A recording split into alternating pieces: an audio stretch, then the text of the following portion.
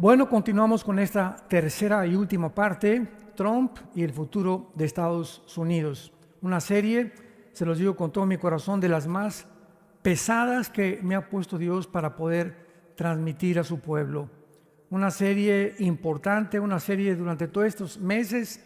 Usted no sabe las luchas espirituales que hemos tenido mi esposa y yo. Por cierto, le pido que oren por ella, está bastante enferma. Este lunes le dan resultados, a ver, tiene un problema aquí en el cuello. Y en fin, ¿verdad? Le hicieron una CT scan, una tomografía, aquí no tiene nada, del exterior no tiene nada, entonces están viendo qué tiene en el cuello. Les pido sus oraciones. Por eso no pudo venir Marta. Les manda muchos saludos, besos a todas las mujeres, ¿verdad? Y que puedan todos ustedes abrir su corazón a la palabra de Dios. Pero hemos tenido unas luchas tremendas, no se imaginan, y tal vez por esta serie el diablo está enojadísimo, pero enojadísimo, porque hay una forma en la que él puede mantener a la gente, es en la ignorancia. Acuérdense ustedes el versículo, mi pueblo pereció por falta de conocimiento. Entonces, cuando no tenemos la información adecuada y ya no se predican estas cosas en los púlpitos, entonces el diablo juega, como decía el pastor Roy, entretienen nada más, mantienen a la gente ahí contenta, etcétera, etcétera, pero mal informada. Y tenemos nosotros que llegó la hora de poder decir la verdad. Bueno, es interesante en esta última parte, es interesante también la opinión de Europa, porque independientemente que ahora con las elecciones hubo un ataque tremendo y pues la mayor parte de este país creían que de alguna forma definitiva iba a ganar la señora Harris y ganó el presidente Donald Trump. Es increíble que Europa manifestó también, aunque no votan desde luego, pero se hizo un censo, una data y opinión de europeos para preguntarles en la Unión Europea qué candidato ganaría las elecciones, si Harris o Trump. Escuchen ustedes las estadísticas de algunas naciones de Europa, lo que contestaron. Dinamarca votó el 80% por Harris, Alemania el 70% por Harris, España el 70% por Harris, Suecia el 73% por Harris, Inglaterra el 65% por Harris, Escocia el 56% por Harris. La pregunta es, ¿qué le pasa a Europa? O sea, ¿a qué condición ha llegado Europa por la influencia ahorita del Islam? Por ejemplo, Inglaterra es un país, es una nación ya islámica, Inglaterra. El alcalde europeo es islámico. Más de 30 ciudades de Inglaterra son islámicas, me refiero a que los alcaldes o los mayors son musulmanes, y la mayor parte de los musulmanes que han llegado a Alemania y a Francia, no se imaginan ustedes los desastres, las violaciones y lo que han hecho. Y ahora hay un movimiento tan fuerte en Europa. Pasó hace una semana en Holanda, ¿se acuerdan? Que hubo un partido de fútbol y estaban esperando un movimiento preparado ya de antemano con una semana de anticipación para que el equipo de Israel lo esperaran afuera del estadio, los agredieron, los patearon, los mandaron al hospital. Y todo dirigido por musulmanes. Entonces Europa ya es un país viejito, porque por cada europeo hay 7 musulmanes que nacen. O sea, el europeo ya no se está reproduciendo. Es el 0.2% casi dentro de la demografía de Europa del porcentaje de personas que se reproducen. Entonces, en 5 años o en menos de 8 años, Europa es un continente musulmán. La influencia del Islam en Europa es completamente desastrosa.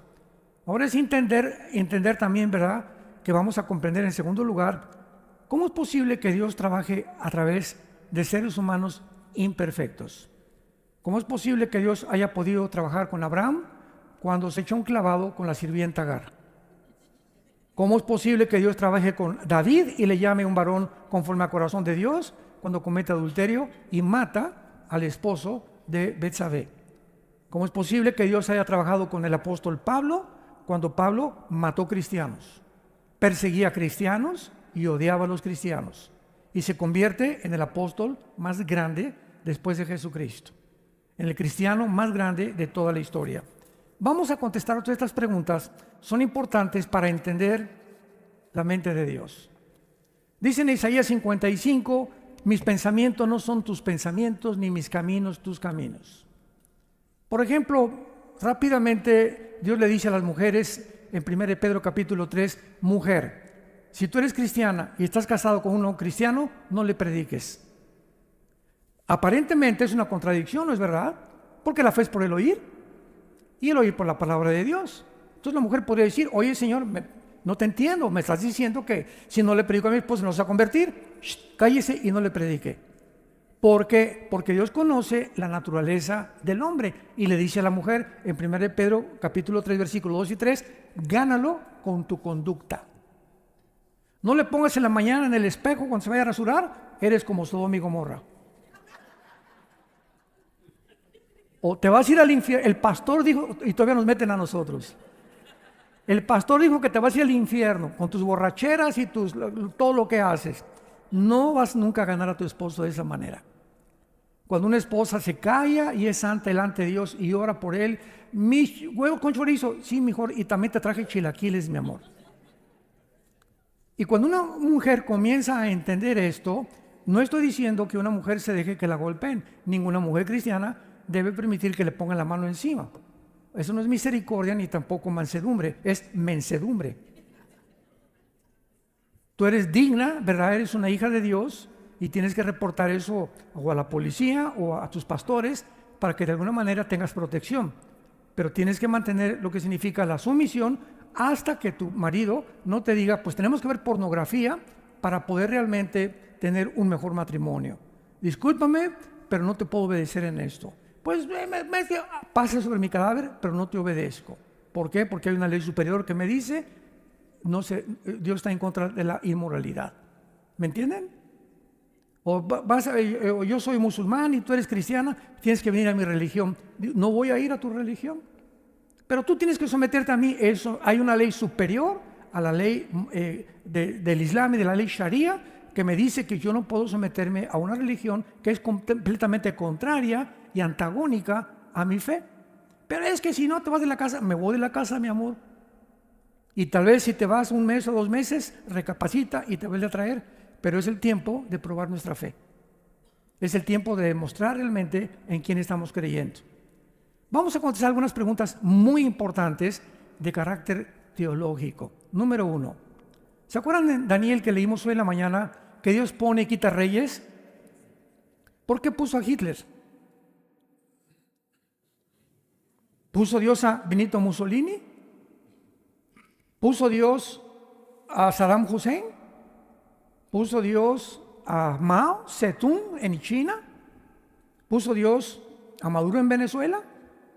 ¿O a Petros en Colombia?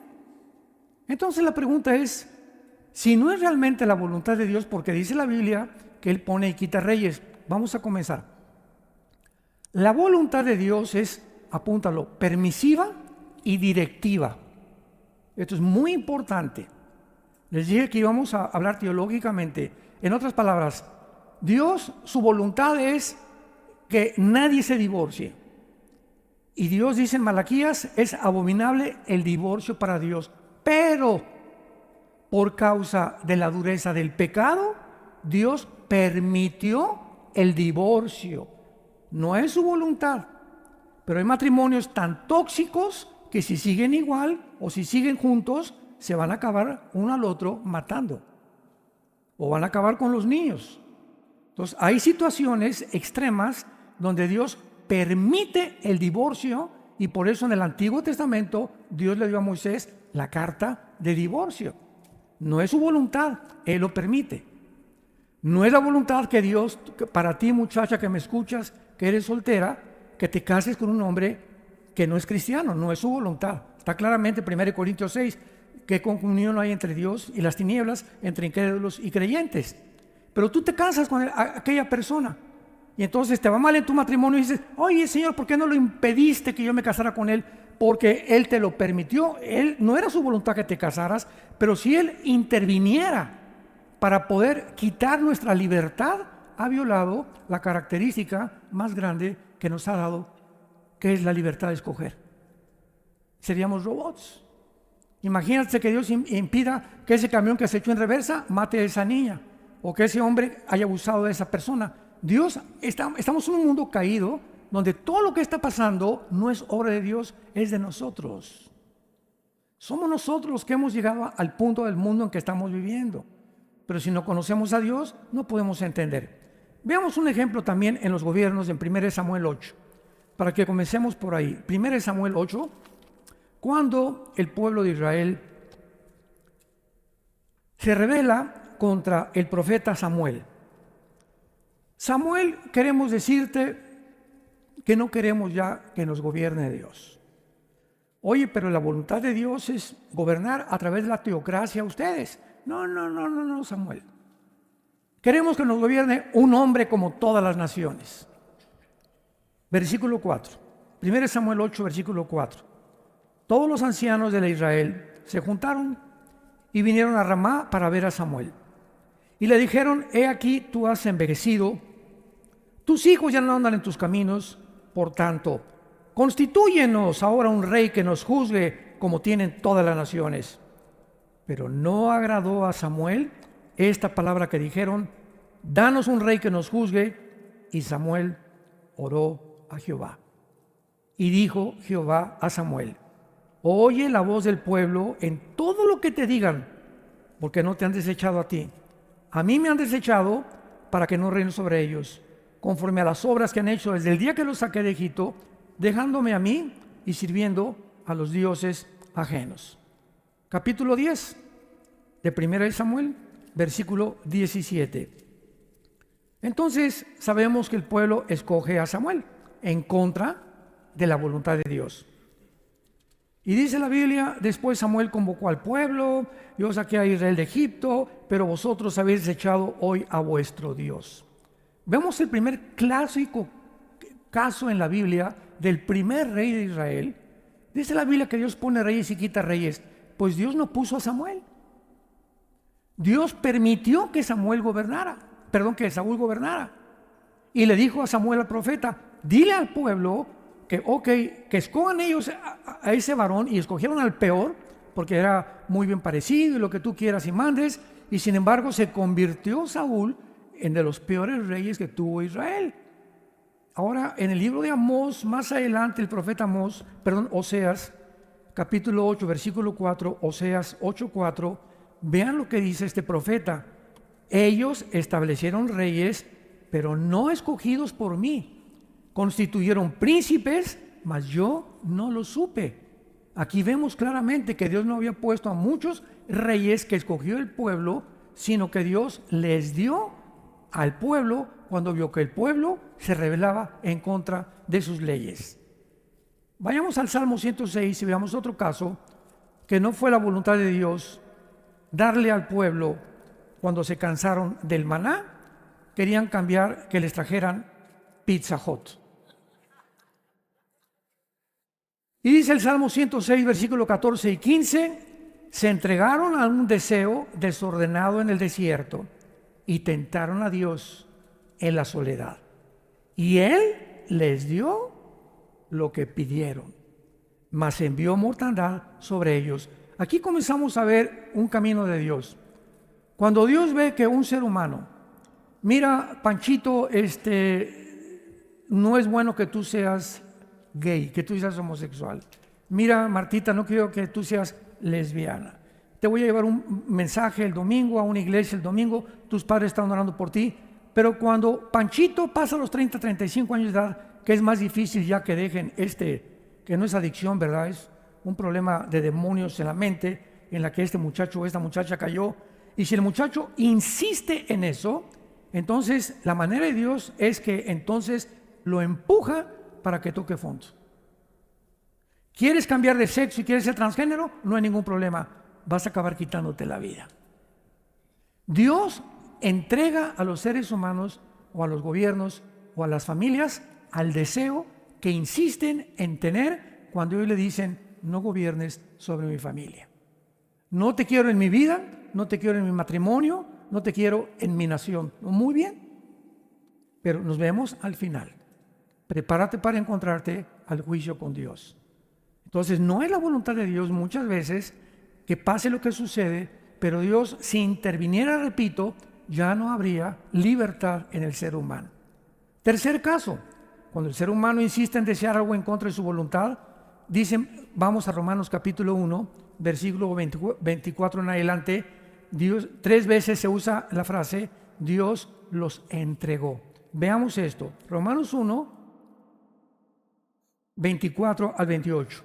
Por lo cual también Dios los entregó. Dios los empuja a la inmundicia, en la concupiscencia de sus corazones, de modo que deshonraron entre sí sus propios cuerpos, ya que cambiaron la verdad de Dios por la mentira, honrando y dando culto a las criaturas antes que al Creador, el cual es bendito por los siglos, por segunda vez. Por eso Dios los entregó, por 2 veces ya van, a sus pasiones vergonzosas. Pues aún sus mujeres cambiaron el uso natural por el que es contra naturaleza, y los hombres también. Dejando el uso natural de la mujer, se encendieron en su lascivia, unos con otros, cometiendo hechos vergonzosos, hombres con hombres, y recibiendo en sí mismos la retribución debida a su extravía. Y como ellos no aprobaron tener en cuenta a Dios, en tercer lugar, Dios los entregó a una mente reprobada. ¿Saben qué significa una mente reprobada en el original griego? Una mente reprobada es cuando una persona, cuando un ser humano llega a un punto en su vida en la que ya no discierne entre el bien y entre el mal. Ya no sabe si esto es blanco o es negro. Para él es todo gris. Y cuando una persona ya no discierne y dice, es que yo no soy lo que nací, o yo sé esto, o yo sé aquello, va en contra de la naturaleza, esa persona ya perdió la brújula. Y a lo bueno le llama malo y a lo malo le llama bueno. Pues un día me preguntaban, ¿un día usted iría a alguna boda de gays? Jamás, Dios me libre. Tanto peca el que mata la vaca como el que estira la pata, dice en mi tierra. Entonces yo no voy a participar de las tinieblas, dice en Efesios capítulo 3, no participemos de las tinieblas. Tenemos que distinguir lo que le agrada a Dios y lo que no le agrada a Dios. No voy a agradar a la familia, ni aunque mi hijo o mi hija sean eso, no voy. Mi hijo te voy a seguir amando y mi hija te voy a seguir amando, pero no estoy de acuerdo en que participes en estos hechos vergonzosos con tu hombre o con tu mujer. Y aquí en la casa no entras con ese hombre, mi hijita, no entras aquí con esa mujer. Somos tus padres y te vamos a aconsejar, pero esta casa la respetas, porque lo que estás haciendo es vivir en pecado. Tenemos que ser y formar nuestro carácter de esa manera, santos de Dios. Entonces, estamos en un mundo, lo acabamos de ver. ¿Vieron los Juegos Olímpicos de Francia? La Santa Cena con una señora gorda judía que es transgénero, con 2 hombres, se ven las fotos, sin calzones, con sus órganos genitales de fuera, con un niño de 6 años junto con él. Después sueltan un caballo blanco, que es aparentemente la entrada del anticristo, que es el caballo blanco de Apocalipsis capítulo 6. Después María Antonieta, que en el siglo XVII-XVIII, ¿verdad?, incendió toda Francia y le mandó cortar las cabezas a todo el mundo, promoviendo la rebelión y la anarquía en las naciones. Todo lo que pasó en los Juegos Olímpicos, ni los que lo decidieron, ni los que lo planearon y desarrollaron sabían lo que estaban haciendo. Eran guiados por demonios. Fue una asquerosidad, una blasfemia contra Dios y contra su Hijo Jesucristo. Y después de que acaban los Juegos los Juegos Olímpicos y todo el endemoniado que hubo ahí, mandan muchas naciones protestas al comité de los Juegos Olímpicos. ¿Saben ustedes lo que contestaron los que planearon y diseñaron estos Juegos Olímpicos? Contestaron, es que el mundo ya no le gusta el arte. Jesús, María y José y el burrito que los acompaña. Es que el mundo ya dejó el arte. Oye, ¿qué tiene que ver eso con los deportistas, por el amor de Dios? O sea, mentes reprobadas, que ya no saben qué es bueno, qué es malo, le llaman a eso. Para ellos es arte. Y quieren hacernos que nosotros aceptemos eso como algo normal. Y cuando comenzamos a aceptar lo que el mundo está alabando y celebrando, los premios Grammy por aquí, por allá y Hollywood, etc., como algo normal, es cuando caemos nosotros en la misma trampa. Y dice uno de los salmos, en la trampa que hicieron cayeron y en el hoyo que hicieron tropezaron. Y así está el mundo actualmente. completamente desorbitado, ya no distinguen qué es bueno y qué es malo. Ese es el mundo al que hemos llegado. ¿Por qué permitió Dios el mal en el universo? Bueno, Dios está al principio, el Padre, el Hijo y el Espíritu Santo. No hay ángeles, no hay serafines, no hay querubines, no hay nada en el universo. Está nada más Dios. Y en ese momento, Dios, en su primer pensamiento que hubo, estaba la cruz. Antes de que Dios creara cualquier cosa, antes de nosotros y de los ángeles, en su pensamiento y en su propósito había una cruz. Entonces dice Dios, vamos a crear criaturas. Pero esas criaturas que vayamos a crear tienen que tener 3 probabilidades. Una, no vamos a crear nada. No, Dios es Dios, Él no necesita a nadie para ser Dios. No crear nada. Número 2, vamos a crear criaturas que siempre me obedezcan y que no haya el mal en el universo. Y número 3, vamos a tener esta opción. Vamos a crear criaturas que tengan la libertad de escoger entre el bien y entre el mal, entre un camino u otro camino. Pregunta, de esas 3, ¿tú cuál escogerías? Si me dices, pues yo hubiera escogido la primera, que no hubiera creado Dios nada. Filosóficamente no se puede comparar la nada con lo algo. Entonces tú no puedes creer que hubiera sido mejor no haber creado nada. Fue la pregunta que en el libro de Job, capítulo 3, él dijo, ¿por qué no me hiciste un abortivo? ¿Por qué de repente estoy con una familia y me quitas a mis hijos, me quitas mi casa, me quitas todo? Él no podía ver todavía el propósito al final de Dios, y lo que veía con sus ojos, lo que podía percibir Job era, no te entiendo, Señor. Y hasta el capítulo 42 entiende a Dios. Número 2, yo hubiera preferido que no hubiera mal y que jamás hubiera existido la violencia, ni las lluvias, ni los tsunamis, ni los robos, ni los asesinatos. Muy bien, hubiera sido una creación de puros robots. Nos hubiera dado programado Dios como un chico, una cuerda, ámame, ámame, ámame, ámame. Pero para que hubiera una opción y las criaturas lo aceptaran libremente, es imposible que no hubiera otro camino. Es exactamente para aterrizar en una nación. Voten ustedes por Juan Camaney. Y el segundo candidato, no hay. O sea, el único candidato es el que está ya de dictador. Y ponen a otro de payaso, ¿verdad? Para que dizque le haga la contrapunta, pero sabemos que va a ganar siempre aquel. Y aunque voten por el otro, va a seguir esa dictadura en ese. Entonces, ¿hay libertad? No, ¿verdad? Hay libertad hasta que tienes la opción de escoger otro camino. Ahora, ¿cómo podríamos escoger otro camino si no hubiera el mal? ¿Cómo sabríamos que de tal manera amó Dios al mundo si Cristo no hubiera muerto en la cruz? ¿Cómo podíamos considerar y percibir la grandiosidad del amor de Dios si no hubiéramos conocido lo que le hicieron a su Hijo en la cruz? ¿Me van siguiendo? Entonces comenzamos a entrar en la mente de Dios. ¿Por qué Dios permitió el holocausto judío? Yo recuerdo que fuimos con mi esposa y hemos ido como 4 veces a Israel, y en uno de esos viajes entramos al Museo del Holocausto. Tú nos acompañas una vez, ¿verdad? Creo que el último viaje fue el más bonito. A ver si el año que entra vamos a Israel otra vez, si es que se calmaron las cosas. Y en el Museo del Holocausto estábamos mi esposo y yo viendo, es una cosa tremenda el Holocausto ahí, el museo. Vi a 2 judíos llorando, uno ya grande como 60 y otra señora como de 80 años. Estaban llorando y le decía uno a su esposa, es que ¿dónde estaba Dios con nuestros familiares en el Holocausto? ¿Por qué Dios no hizo nada? Y yo oí esa conversación, la dijo en inglés. Entonces me acerqué a la pareja y le dije, ¿me permiten darles un consejo? Y se voltearon a verme. Y me dijo, sí, que le dije, quiero decirles y contestarles esa pregunta, que ¿dónde estaba Dios en el Holocausto? Y le dije, ¿dónde estaba Dios? En la cruz.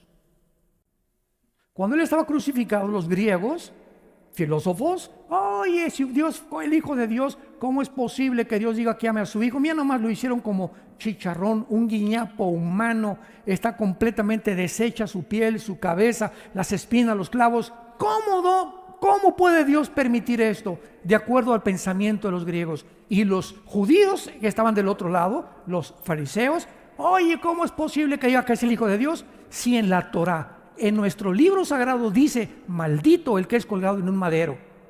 Ese no puede ser Dios. Tanto los fariseos como los griegos chocaron mental y filosóficamente porque no entendían la cruz. Que lo que ellos creían que era una locura era el plan más santo, más grandioso, la lucha donde el amor vence al mal. Pero nunca entendieron nadie eso, ni los discípulos. Todavía después en el camino de Emaús se seguían preguntando, este Mesías que nos dijo que era Jesucristo, tal vez no era él porque lo mataron y lo crucificaron. Todos se preguntaban, ¿cómo es posible que Dios diga que ama a su Hijo y a nosotros cuando permite que su Hijo sea torturado por hombres viles, pecadores como tú y como yo? Pero detrás de la insensatez se encuentra la sabiduría de Dios, porque lo sabio de Dios es más necio que los hombres, y lo débil de Dios es más fuerte que los hombres. 1 Corintios capítulo 1. Y Dios escogió lo vil y lo menospreciado para avergonzar a los sabios. ¿Cómo es posible que nada más le digas a una persona, Cristo murió, fue crucificado, enterrado y resucitado, y esa persona así nada más tiene la vida eterna? Para ti es locura, para Dios es su sabiduría. Dios lo hizo a propósito para enloquecer la sabiduría de los seres humanos. A nosotros nos gusta lo intrincado, y por aquí, y Richard Hawkins, y por acá, y los filósofos, y Laplace, y Carlos Sagan, etcétera, etcétera, y el ateísmo. Y Dios escoge lo más sencillo, las semillitas, un pastor, el pasto, los árboles, para enseñarnos la grandeza de su nombre, la grandeza del universo, y la grandeza para que hasta el agricultor más inculto, y el ranchero más inculto, y el vaquero más inculto puedan comprender las parábolas de Jesucristo, que para el hombre son locura, y no encuentran el significado detrás de las parábolas, más que aquellos que siguen a su Hijo Jesucristo. Ahora, podemos nosotros, en penúltimo lugar, darnos cuenta que la Biblia nos muestra de una forma muy, muy clara que Satanás, que significa el enemigo, apúntalo. El diablo significa el acusador. Y Lucifer, que es el nombre propio de esta entidad maligna, significa el que alumbra o el que es la luz. Imagínense nada más. Lucifer. Entonces, los nombres del diablo, Dios me preguntó una vez un niño, oiga, ¿por qué creó Dios al diablo? Le dije, no, Dios no creó al diablo. Dios creó a Lucifer y él se volvió diablo. Entonces, Dios no creó al diablo. Ni Dios creó a Satanás tampoco, al enemigo. Él permitió que hubiera esta rebelión en el universo para mostrarnos la profundidad de su sabiduría. Entonces, el mundo nos muestra que este mundo en el que tú y yo vivimos, el planeta Tierra, está gobernado por las mentiras. Todas las personas que tú veas, ¿verdad?, tienen vidas que tú no te imaginas que ellos están viviendo. Caras vemos, corazones no sabemos. ¿Cuánta gente, verdad? ¿Cuántos matrimonios los ves juntos de la mano y tienen 10 años que no se hablan? Viven bajo el mismo techo porque ya se acostumbraron, pero ya no hay ninguna comunión entre ellos. ¿Cuántos cristianos ves que entran a la iglesia y están como robots, verdad? Santo, santo, santo, ya no más falta hacerse así, salir de la iglesia de lunes a viernes, se portan como el anticristo y llegan el lunes a la iglesia, el domingo a la iglesia, y en lugar de llegar el domingo a tu iglesia a la que tú vas, buscar por quién orar. Ahí está doña Chole que le duele el estómago, ahí está doña Carmelita que le duele la panza. Oiga, la veo muy triste, doña Carmelita, no me permite orar por usted. Oiga, jovencito, te veo también muy amargado, muy triste, ¿no quieres que ore por ti? Entramos como si entráramos al cine, a la iglesia. Yo cuando voy al cine a ver una buena película, entro con orejeras, no me importa el que está junto ni aquí, mis palomitas y mi Coca-Cola de dieta. Pero no me importa a nadie, ¿verdad? Porque voy a ver el cine. Entonces, el domingo no es el cine en la iglesia. Tú tienes que entrar el domingo a la iglesia a buscar a quién ayudas. Buscar por quién oras. Buscar caras, a quién está triste, a quién veo por allá. A quién no los ves, matrimonios que ya no se agarran de la mano, ni están abrazados. Tenemos que saber que vivimos para los demás. Y mientras más te preocupas por los demás, más felicidad encontrarás en tu vida. Pero es el secreto de la vida, vivir para los demás, vivir para servir y no estar esperando que nos sirvan. Esto es importantísimo. Entonces, veamos el ejemplo, nada más quiero que vean esto, con las preguntas que voy a hacer, de las mentiras que vive el mundo. Número uno, ¿cómo es posible que en el siglo XX hayan creído ciegamente que venimos de Chita? Señores científicos y maestros de universidad que nos visitan, ¿cómo es posible que en el siglo XX se haya asumido y casi hasta dijeron es científico que hayamos venido en la famosa teoría de la evolución, que todo haya provenido de una sola célula? ¿Cómo es posible cuando la biología, los aminoácidos de la vida, que son los ladrillos, han impedido, impiden e impedirán la evolución? Biológicamente, la evolución, ateo que me escuchas, maestro de universidad, es imposible. Físicamente, la segunda ley de la termodinámica tiene un proceso que todo se destruye, todo se oxida, todo se echa a perder, el Sol está perdiendo millones de toneladas de masa. ¿Cuál evolución? No es cierto que haya una evolución en ninguna parte del universo. Todo tiende a un proceso que le llaman la entropía de descomposición. Todos estamos envejeciendo, perdiendo celularmente nuestra vida, el universo, todo se echa a perder, todo se oxida, porque se llama la ley de la entropía y en la Biblia la ley de la corrupción. Y en tercer lugar, 1954. Le dan el premio Nobel de Medicina al doctor Hawkins y al doctor Crick y Watson, se los dan norteamericanos porque descubrieron la molécula del ADN, el ácido desoxirribonucleico. Y cuando descubren el ADN, genéticamente es imposible que el esperma de un chango produzca un perro, que un rinoceronte produzca un camello, que un delfín produzca un tiburón, que un águila produzca a un halcón. La genética y las células con las cuales todo está repartido en el mundo, peces, animales y seres humanos, contradicen y echaron abajo la evolución. En 1956, 2 años después, el 60% de los científicos norteamericanos se convirtieron. Y dijeron, yo no puedo seguir enseñando una mentira. Y todavía en algunas universidades se sigue enseñando que venimos de tu comadre la Chita. Increíble, ¿cómo es posible que lo hayamos aceptado? Número 2, ¿cómo es posible que el mundo siga creyendo que el comunismo socialismo es la respuesta para la mejor sociedad? Cuando el siglo pasado, 100 millones de personas bajo regímenes como la Unión Soviética, bajo Stalin, murieron 20 millones. En la China, bajo Mao Zedong, 45 millones. En Camboya, bajo Pol Pot, 2 millones. En Corea del Norte, Vietnam, Laos, Etiopía, Afganistán, se demostró su fracaso total. ¿Por qué entonces en el siglo XXI, donde nos encontramos, se vuelve a desenterrar el comunismo y el socialismo, inclusive en este país? Gracias a Dios que ya esto está desapareciendo aquí, pero todo el continente americano, como lo vemos, y el continente europeo, creen que la filosofía, cuando se demostró en 1991, cuando cayó la Unión Soviética, la Unión de Repúblicas Socialistas Soviéticas, Mikhail Gorbachev fue con el Papa Juan Pablo II al Vaticano y le dijo, hemos fracasado, el comunismo no puede funcionar por 2 cosas. Número 1, sacamos a Dios de Rusia, de la Unión Soviética, y número 2, nos aislamos del mundo capitalista.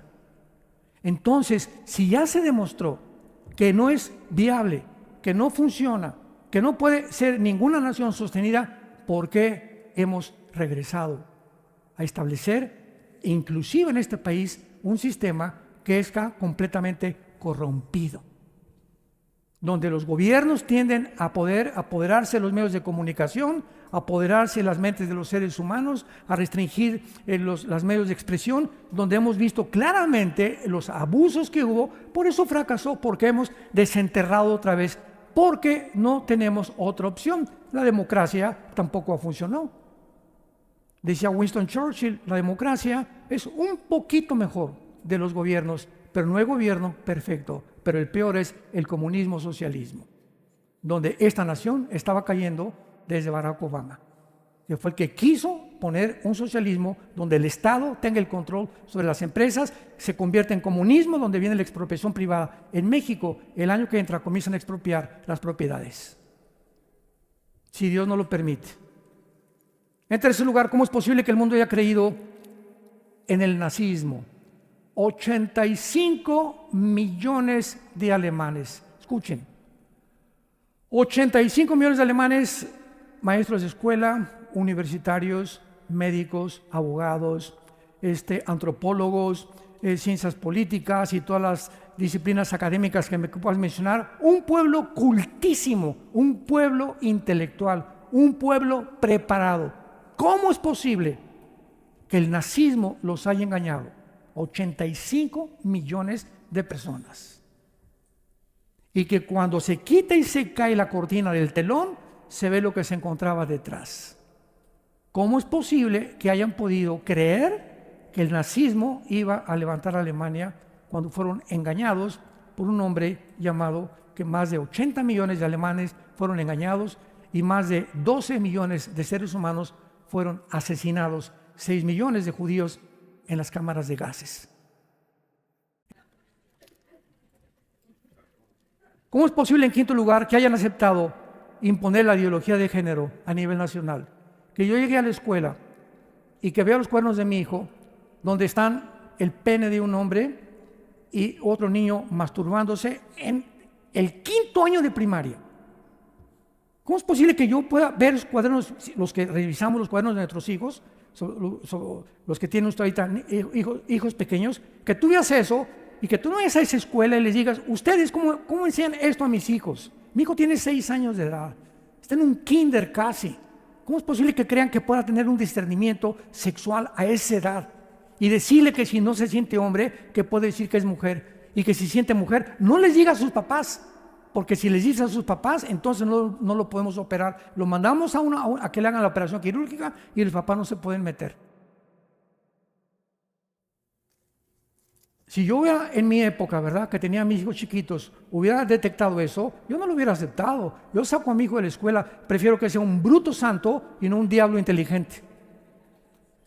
Fue lo que hizo la mamá de los Wesley. Tuvo 10 hijos casi, 8 fueron misioneros. Y cuando nacieron, ella fue lo que le contestó. Ay, mi hijo se va a ir a Harvard, y se va a ir a Princeton, y se va a ir a Oxford. Voy a mandar, ¿ves?, a Alemania a mi hija a que estudie confección y a Italia a que estudie esto y el otro. Y creíamos que mandarlos a Francia y Europea y por aquí y por allá, nuestros hijos van a ser grandes artistas o grandes, cuando lo estábamos mandando al matadero. Cuando me decían los padres, voy a mandar a mi hijo a España, voy a mandar eso, prefiero que esté en un hijo y darle yo educación, que lo que ahorita muchas iglesias están teniendo escuelas privadas, enseñándoles a los niños. Nosotros ya en México estamos en nuestras iglesias y ya tenemos una iglesia, una escuela grande, gracias a Dios, en Querétaro, en Toluca, perdón, y estamos ya diciendo a los padres, saquen a sus niños de las escuelas públicas. Prefiero que mi hijo, no es que el gobierno no nos revalida los estudios, pues que no nos revalide, porque nos los revalida Dios y no el diablo. Y 1000 veces repito que mi hijo crezca bruto y santo que inteligente y diablo. 1000 veces mejor. ¿Pero por qué lo hemos aceptado? Porque no tenemos la información necesaria, ni tampoco percibimos el mundo como Dios lo percibe. En sexto lugar, ¿cómo es posible que el gobierno norteamericano, bajo el Partido Demócrata, haya autorizado las cirugías transgénero? En cada campaña de Kamala Harris había un camión abortando niños. ¿No lo vieron ustedes en las campañas? Afuera de la calle había un camión patrocinado por los demócratas y gratis todas las mujeres podían durante la campaña venir ahí y estaban abortando niños en los camiones. ¿Cómo es posible, verdad? ¿Cómo es posible que el mundo haya aplaudido la masacre y el genocidio de 1000 judíos el 7 de octubre del 2024, el año pasado, y que hayan acusado a Israel de genocidio con celebraciones públicas, bailando y celebrando de que los Hamas hayan matado a más de 1000 personas y siempre liberen Palestina, y no había manifestaciones diciendo liberen a los rehenes? ¿En qué mundo estamos? Esos rehenes, ¿saben ustedes que tienen a un niño de 1 año nacido de rehén? En las leyes de la milicia jamás se permite, en las leyes de la guerra, que ninguna persona tome rehenes de civiles. Y esta es la primera vez que lo permiten. Y el Comité Internacional que ahorita está acusando a Israel de genocidio, no ha acusado jamás de genocidio, ni que entraron y mataron civiles y llevaron niños de 10 meses, de 5 años de nacidos, jóvenes de 12, 13 años, muchachas que las violaron a todas, adultos y de la tercera edad, se encuentran como rehenes, todavía más de 50 en la ciudad de Gaza. ¿Por qué no los acusan a ellos de genocidio? ¿Por qué se fueron contra los que fueron víctimas, que fue en la nación de Israel, por el odio que el diablo le tiene a Israel? Y finalmente, ¿cómo es posible? Esto ya es el colmo. Que las universidades de Columbia en Nueva York, Oxford en Inglaterra, Princeton, Yale. Escuchen esto. Harvard, Princeton y Yale, estas 3 universidades que son de las más prestigiadas en este país, ¿saben ustedes quién las fundaron? Pastores. Fueron fundadas Harvard, Princeton y Yale por pastores para entrenar pastores. Y son los baluartes más grandes actualmente de la inmoralidad, del anticristianismo, antifamilia, antimatrimonio, ante todo. Pues los estudiantes de Harvard, de Columbia, de Yale, se levantaron a protestar en las calles para decir: liberen a los palestinos. Nunca una protesta: por favor, liberen a los rehenes pro-palestinos. Y todos eran musulmanes, la mayor parte de ellos. Nuestra hija Salem, que se acaba de casar, hizo una maestría en Harvard y fuimos este año, a principios de este año, le iban a dar su diploma, lo hizo todo online. Yo le dije: no vas ni de chiste físicamente allá a Boston. Y la hizo todo por online y ya pasó sus exámenes, ya se le dieron su major en ciencias políticas. Tuvimos que ir a Boston a la graduación y estaba todo Boston rodeado con puros estudiantes. Abajo Israel, mueran los rehenes, denles gas. Arriba Palestina. Los estudiantes de Harvard. Le dije: ya ves, le dije a nuestra hija Salem, le dije: ya viste, ¿por qué no quisimos, y tu mamá y yo oramos para que no pudieras tú ir personalmente a ese centro de enseñanza? Porque está completamente degenerado. Y así hemos llegado a un siglo, hermanos, donde necesitamos abrir los ojos y ya. Ya no es posible que tú como cristiano sigas ciego, ni sepas lo que está pasando en el mundo y creas todo lo que ves en la televisión y todo lo que oyes en las redes sociales. Ya, abre los ojos, ven a la palabra profética más segura. Acércate más a Dios. Dile: Señor, no entiendo esto, no entiendo aquello. Yo no puedo cambiar a mi hijo, yo no puedo cambiar a mi esposa, a mi esposo, no puedo cambiar San Antonio. Padre Santo, no soy Dios, lo reconozco, tú eres el Altísimo, pero yo quiero vivir cerca de ti. Quiero vivir en tu palabra, Señor. Quiero que me des paz y que cambies a mi hijo, que cambies a mi esposa. Te pido por mi ciudad, pero yo necesito comenzar conmigo. Tenemos que comenzar con nosotros mismos. Ay, hermano, quiero que hable con mi esposa. Y le pregunto: doña Chole, ¿y usted cómo está con el Señor?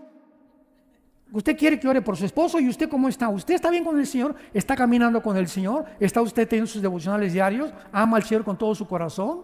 ¿Les da un buen ejemplo a sus hijos? Entonces no se vaya preocupando: por mi hijo le pasó esto, y mi hija anda por acá. ¿Y usted? ¿Usted qué? Mientras nosotros no cambiemos y nosotros no seamos transformados por el poder de Dios, no esperemos cambiar a nadie. Una jarra vacía no puede llenar vasos. Tenemos que llenarnos primero nosotros para poder llenar las vidas de la gente alrededor, principalmente de la familia. Si yo estoy vacío, ¿cómo quiero que Dios cambie a mis hijos cuando Dios quiere comenzar con mi propia vida? Para que podamos entender que no podemos ser lámpara de la calle, tristeza de la oscuridad, mientras nosotros vivamos en tinieblas y no obedezcamos a la fe y a la verdad de su palabra. Bendito sea el Dios y Padre de Jesucristo nuestro Señor. Oremos, que nos ha hecho renacer para una esperanza viva. Padre, te damos las gracias por tan grande salvación que has hecho en nuestras vidas. Y de Jesucristo, el pastor de las ovejas, por la sangre del pacto sempiterno, que nos ruega ahora hacer las cosas que son agradables delante de Él. Dios te pide en este tiempo que nos encontramos, donde nos está dando un recreo corto tal vez, un respiro, cuando la descomposición de este país estaba a punto ya de oler a podrido, donde ya era una basura el gobierno y la sociedad. Dios en su misericordia, como en el tiempo de los jueces, manda a alguien a levantar los altares derribados por reyes malignos. Toda la historia del Antiguo Testamento son reyes, gobernantes que se levantaron contra Dios. Dios levantaba otro rey que levantara los altares y regresara al pueblo a la adoración del único y verdadero Dios y Padre de Jesucristo, nuestro Señor. Dios ha hecho, tenemos que abrir los ojos, Dios ha hecho lo mismo con esta nación, tan grande esta nación, que mandó misioneros al mundo, esta nación que ha sido un faro de luz por casi 75 años. Esta nación que ha permanecido fiel en la palabra y en la Biblia, donde antes se leía la Biblia en todas las escuelas, donde las familias tenían conceptos y valores judeocristianos, y vinieron gobernantes a derribar todos esos altares, y viene Dios en su grande misericordia a levantarlos otra vez. Abramos nuestros ojos y veamos lo que Dios está haciendo y digámosle: bendice alma mía Jehová. No te olvides de ninguno de sus beneficios. Él es el que sacia de bien tu boca, el que te corona de favores y misericordias, el que nos sana todas nuestras dolencias, el que pone nuestros pies sobre la peña. Esperanza mía, castillo mío, mi Dios, en quien confiaré. El que nos libra del lazo, el cazador de la peste destructora, porque hemos confiado en Él. Y porque todos los que confiamos en Él, porque le conocemos y porque sabemos que Él es bueno y quiere lo mejor para nosotros, mientras nosotros le obedezcamos, porque en la obediencia está el secreto de la bendición. Gracias, Padre, por tu palabra en estos días. Llénanos de tu Espíritu. Discernamos, por favor, te lo pedimos con todo el corazón, lo que pasa en el mundo para ayudar a la gente a nuestro alrededor. Te pedimos por el presidente Donald Trump. Te pedimos, Señor, solo tú conoces su corazón por su salvación, su familia, sus hijos, nietos. Te pedimos también, Señor, por Joe Biden, donde quiera que él se encuentre, por Jill, su esposa. Te pedimos por Kamala Harris también, Padre, que ellos puedan, nunca es tarde mientras tienen vida, acercarse y descubrir que tú existes y que puedan arrepentirse de todas las males y la maldad que tuvieron en su corazón, porque tú eres un Dios misericordioso, que para eso viniste, a buscar pecadores y salvarlos como nos salvaste a nosotros en el pasado. En el nombre de Jesús, amén.